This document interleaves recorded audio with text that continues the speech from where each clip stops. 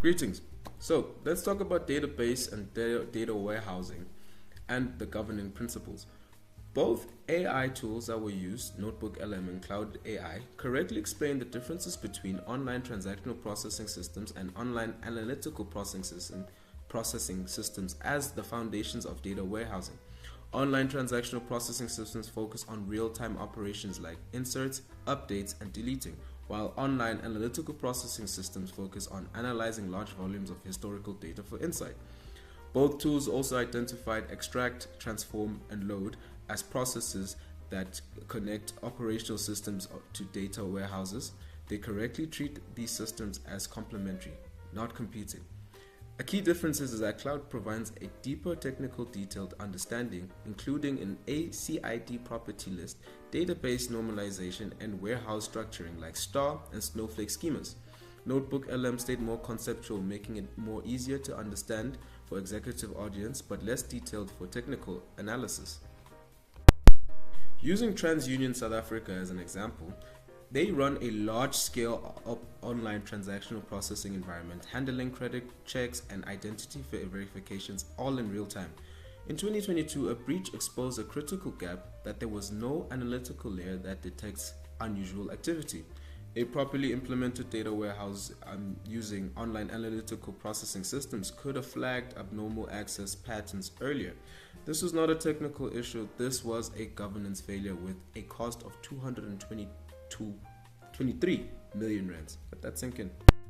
Both tools also identified governance as a structured framework made up of policies, standards, roles, systems, and systems. Both also link governance to compliance requirements such as General Data Protection Regulation and the POPIA Act. They agree that governance is what ensures data is trustworthy and safe to use. Cloud also adds a practical depth, including data cataloging, data lineage, and method management. It also compares governance to air traffic control, directing data safely across different systems. Notebook LM remained more high level and less operational. Using TransUnion again, the information regulators found that TransUnion failed to properly secure personal information and data and enforce access control. This shows governance existed on paper, but it simply did not exist practically.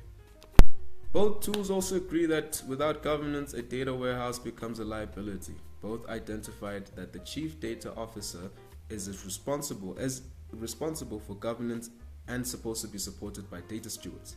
Both also emphasize access control and data quality as core pillars of governance. Cloud AI introduces data democracy, meaning governance should enable data to be accessed safely and not restricted.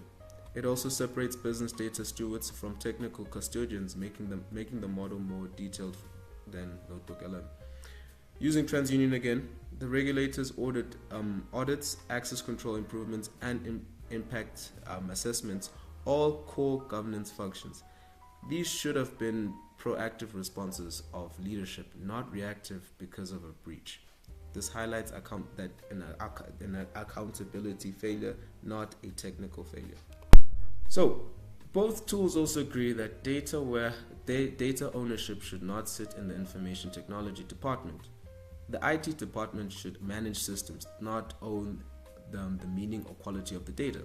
Business leaders should own that data because they understand the context of it. Cloud AI highlights the consequences of poor ownership, leading to slower decision making, misaligned priorities, and reduced data quality. Notebook LM was a bit less explicit about these impacts.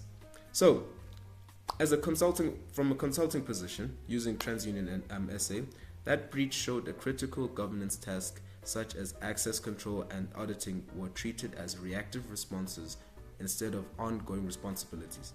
These are not purely information technology tasks, they are business ownership responsibility. Our recommendation is clear. Data ownership must sit with the business leaders at the board level, supported by data stewards and the chief data officer. Information technology enables the system, but does not own that system or the data. Both AI tools agree that online transaction processing and online analytical processing define the foundations of modern data systems, and that governance is what turns data into trustful insight. Cloud AI goes into deeper by showing implementation details, but the core message is the same. Without governance, a data warehouse becomes a risk instead of an asset. The TransUnion South Africa case reinforces this key lesson. Governance is not a response to failure. It is what prevents failure. A well-governed data warehouse with clear ownership and accountability is one of the most powerful assets an organization can have. Have a good day.